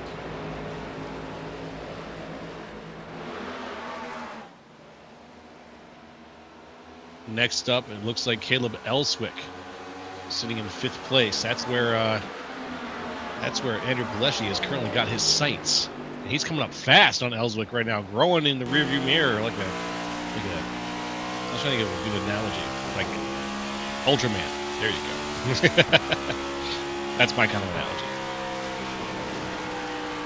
And sometimes it does get lonely at the top. I imagine Andrew Pileshi might be feeling that right now. So one of the things you do as a driver, if you're so far out in the front, is you try to see how many people you can lap, and you say, oh, if I didn't lap this guy, you like joke with yourself that you didn't truly have a perfect race. So I imagine he's going out there with the goal of trying to lap Caleb Ellswick before this race gets done. Yeah, let's see if he can do it. Honestly, I think he's going to pull it off, even with only about 20 laps left to go, and him being just far enough behind. He's at least 20 laps worth of distance here.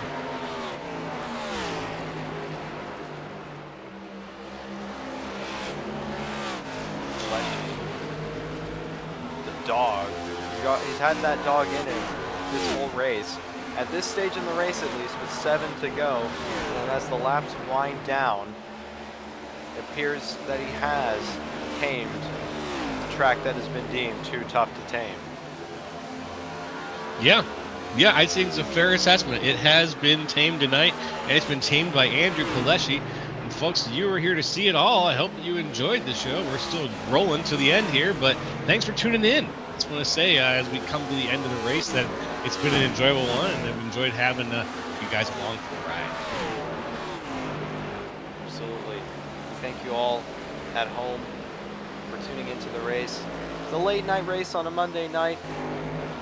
What better way to spend it than a good race here at Darlington? And it has been a good race, has been a good strategy race. A bit of a chaotic one. This race has had really everything from start to finish.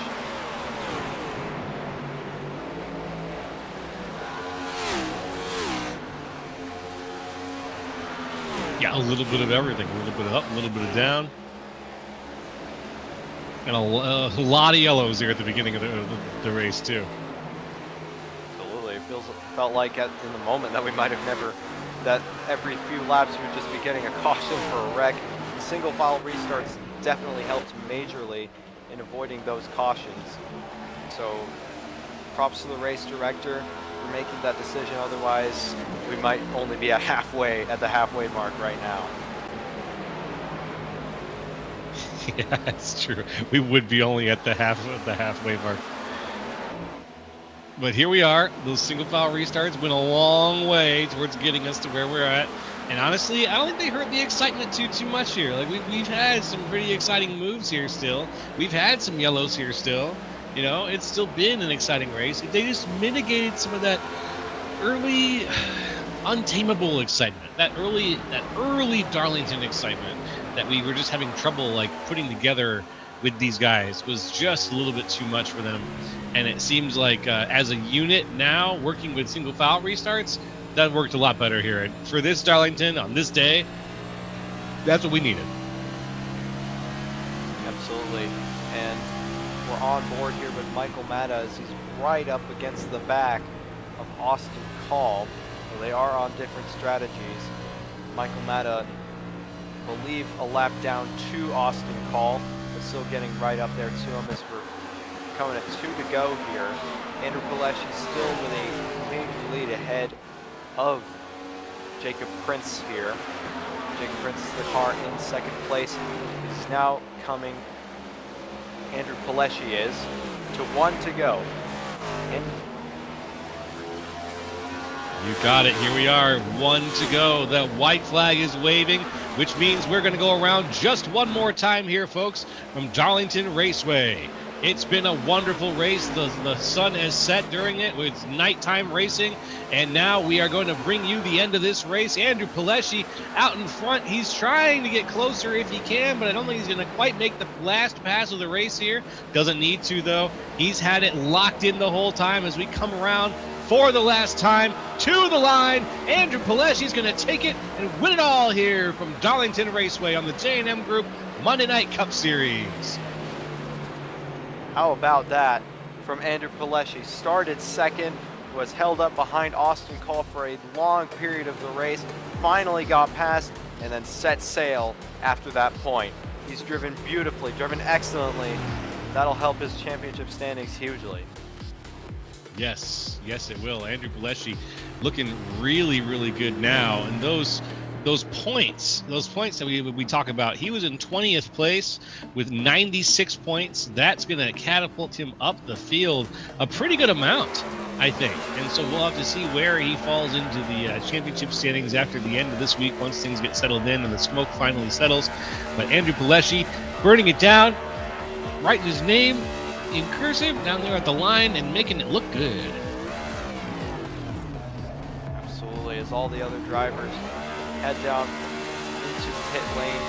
Jacob Prince finished second place. Jacob Prince had the had the incredible strategy there at the end to extend that final stint as long as possible before pitting. You see, I believe that is Michael Matta that is on track, and we'll get the race results here. Top 10, Andrew Pileshi in first, Jacob Prince in second, Michael Matta finishes third, Caleb Ellswick finishes fourth, Tad Teasley in fifth, Joshua Yarborough in sixth, Ronnie Lane in seventh, Justin Lewis in eighth, Rylan Long in ninth, and Austin Call in 10th, and I'll hand the rest off to you, Joe. You got it, my friend. In 11th place, it was Bill Hagan. 12th, Jonathan Cassabear. 13th, Mike Boone. 14th, Ronnie Hurst. 15th, Maxwell Caldwell. Moving right along, 16th place, Todd Merkel. 16th place was Tad Merkel. Todd Merkel, excuse me. 17th, John Bradford. 18th, Drew Calvert. 19th, Colby Jackson. 20th, Trevor Dalton. 21st, Cale Peterson.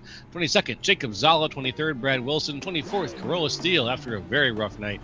25th, JJ Reed. And 26th, Bruno Latour, who I don't think they took the field.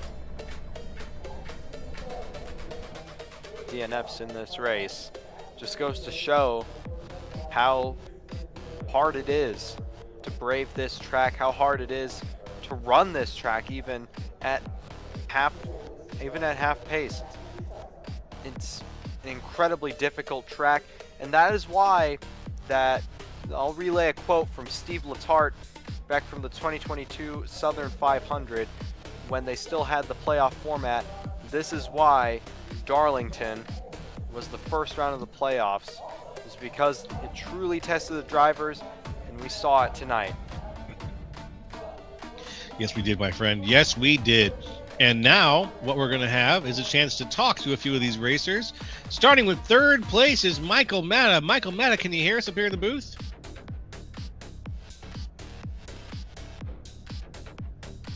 Hello, Michael Matta. Can you hear us all right?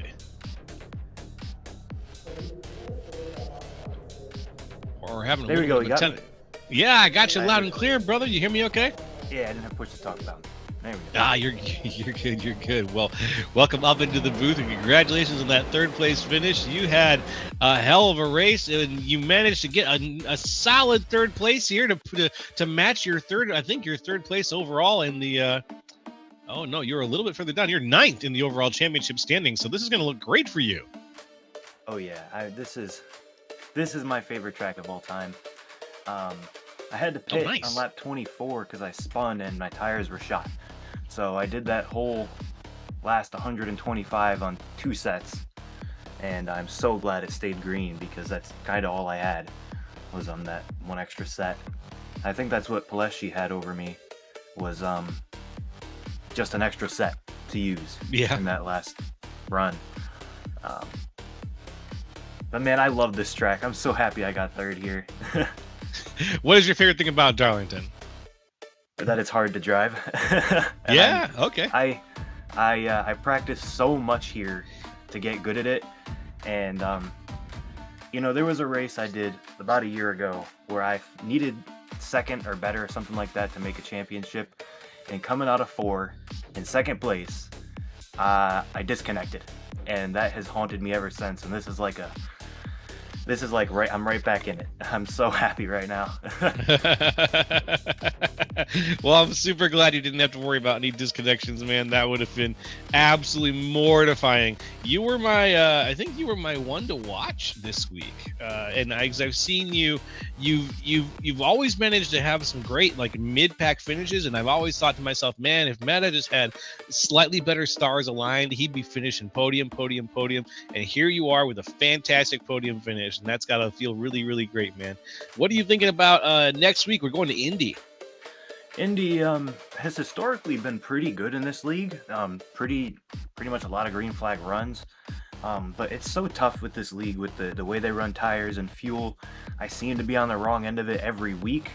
So I'll pick a strategy where it's like, all right, I'm going to take my tires now and hope there's not a yellow, and then there's a yellow, and then I'm hit by it, or the other way around. Mm-hmm. But Indy, I feel like you can kind of mess with it a little more, where tires don't matter as much. They matter, but you can really cool them down on cautions, and I think that's kind of what we're gonna see, split decisions with tires and stuff. Like here at Darlington, I stayed out on like 20 lap tires because I knew that if you cool them down, you'd have a few laps to kind of get a gap. That worked out for me because I half wrecked behind, but you definitely do that at Indy and let the tires cool and stay out if you need some track position, which is what that race is going to be. All right, my friend. Well, is there anyone you want to shout out to here for your performance or thank for your drive? And I got to shout out Case Beer, teammate, run on the track, MC Motorsports. Shout out Paleshi, a good race. I'm guessing he just had an extra set with how much he gapped the field. But good job by him. A good race there at the end. I mean, a little sketchy in the beginning, but great job by the field. And as always, got to shout out Cisco Moon. Check out his music everywhere, all music platforms. But other than that, thank you guys for the broadcast, and hopefully I'll talk to you next week. You got it, my friend. Hey, everybody, that was Michael Matta, 3rd place. Great job, Michael, and we'll talk to you next time. All right, Santi, I'm going to pass the microphone over to you, and you are going to talk to the 2nd place finisher of today's race. And I'll pass it over to you to talk to Jacob Prince. Take it away, Santiago. All right. Hello, Jacob. Do you have us up here in the booth? Yeah, I got you. All right, Jacob Prince, you were my underdog for this race. I can't lie. And even though we didn't see a lot of you in the first half or so of this race, you came alive by extending that second to last stint before you pitted. Tell us what was going through your mind and tell us how that strategy was put together. Yeah, that's just my strategy for a lot of these races, honestly, with the limited tire sets. I mean, it kind of makes it pretty straightforward to save a set there early on. So I was saving really hard to begin the race and saving until I got to my second stop to take my first set so I could get to the last set at the last stop and work out that way. I didn't want to have to save a set in the middle of the race. So, I mean, it worked out good. I'm happy with the second. I felt like I could have possibly had to win, but on that last restart, we had to start behind a bunch of lap cars, and it just really checked me up. I think by the time I got to second, I was already 8 seconds behind. So after that, unless there was a caution, I was pretty much just stuck in second. But it's a good points night, and I'm glad to be back on the podium. Yeah, and we saw throughout the night that it was chaotic towards the beginning and then calmed out towards the very, very end. Take us through, the chaotic beginning, because I believe you started towards the midfield. So what was it like sort of navigating through all those wrecks? Yeah, the first one on the first initial start when the tires spun up front, I got in that, spun out, a little bit of wheel damage, and was running last half a lap down, and luckily we got some cautions to fix that. And then another wreck, I think I got another 4X. At 17 incident points, you get a penalty, and I was at an 8X in the first 15 laps, so I was really trying to lay back and be careful from that point forward, and somehow I made it through the final 135 laps with no more incident points. But yeah, just pretty chaotic at the beginning. I figured it would be, but once we started single file and it kind of spread it out, it got a little cleaner. It's super hard to pass tonight and super tight and dirty air, like it always is here. But the horsepower package was fun. It was a challenge for sure. And you saw, once we get going green, we can run green laps. It's just hard to get going green here when you're restarting side by side, which, I mean, it can be done, but I thought it was a good call to go to single file there so early in the race. Right. As you mentioned, a good points night for you and an excellent drive. Is there anyone you'd like to thank? Just my teammate, Ryan Long. I think he ended up with a pretty good finish tonight, so that was good. And thank y'all for broadcasting. Right. Thank you. Congrats on the second place. Yep, thank y'all. All right, and I'll hand it off to you, Joe. You got it. And momentarily here, we'll get Andrew Paleshi up into the Discord channel, and we'll have words with him. Andrew, can you hear us okay? Yes, sir. How you guys doing? Hey, I'm doing pretty good, but probably not as good as you, my friend. That was a hell of a victory. You managed to start that one second. You led 66 laps of it, but man, you were always up there in the front. What were you feeding that thing tonight? I don't know. It's just one of my favorite tracks, and gotta be patient here, and it just kind of plays right into my driving style. And I got lucky with one of the cautions where that fell, and yeah, it just kind of turned into a perfect night. Perfect. That's a good way to describe it. You managed to avoid all of the big bad stuff. You were. Yeah. Your strategy paid off. Like, it was like watching someone. I forgot the name of the game where you take your knife and you put it between your fingers and you're like tapping the table. Fillet. Yeah. 5-finger fillet. It was like watching you do that, and you were just doing it flawlessly. And it was like Bishop in the movie Aliens when he's just flawlessly doing it. It was great, dude. It really, watching you race all night, your strategies paid off. It kept you in the front. It got you the lead. And then by the end, you were sailing away with it. Yeah, I mean, never usually happens that way for me. So, I mean, I guess, blind squirrel or a broken clock, So I'll take it. Like I said, I got kind of lucky. I kind of know how to drive this place, so it just kind of all played in. Keep her out front, stay out of the mess, and keep her in the wind. That's where she needs to be. Yeah, you figured it out. Yeah, keep her in the wind. I like that. And it all played out perfectly. Now, I already asked this question earlier maybe, but I want to ask you, look ahead a little bit. How you feeling about Indianapolis? One of my favorite tracks. So all right. Yeah, I love Indy. I love Darlington. I think a lot like Darlington. Indy's a bit of a driver's track, so kind of got to be patient on the tires. You got to be careful braking, stuff like that. So looking forward to it. You got it, my friend. It is a unique track, but you know what? You managed to show us how to drive Darlington tonight, not just in how to drive the track, but how to think about driving the track too. And that really paid off for you. Now you're in victory lane, looking good. You get to go celebrate a little bit. Anyone you want to shout out to or say thanks for your great drive here? Yeah, first and foremost, I got to thank the J&M Group for sponsoring the league. They do a great job putting this whole show on. Ronnie and Josh and the whole crew. You guys up in the booth, you guys do a fantastic job. Like, I can't say enough how great of a good job you guys do. It's fun to watch the broadcast back even when I do bad, so that says something. And my teammates, the 1320 guys, Todd, Max, Austin, Justin, that whole group. It's always fun running with them, and just happy to be here. Yeah, all right, man. Andrew Pileski. Well, thank you, Andrew, for your time. Congrats again for your win here up in Victory Lane, and hopefully we'll catch you up here again real soon. Yeah, hopefully plan on talking to you next week one way or the other, so we're looking forward to it. Yeah, that's what I like to hear. All right, take it easy. You too, guys. Thanks. Okay, folks. Well, you heard it there. That was Andrew Pileski, and that's going to wrap things up for the Grid Vision boys up here at virtual Darlington Raceway. Santi, how you feeling after that one? That was an incredible race to watch. Honestly, from the start to the very finish, and then seeing Andrew Pileski be able to pull off what he did, be able to get out as far into the lead as he did. It was incredible to watch strategy-wise towards the very end, and also just in terms of like on-track action towards the very beginning. This race was definitely action-packed from start to finish, and I'm very glad that I was able to watch it and commentate it with you guys.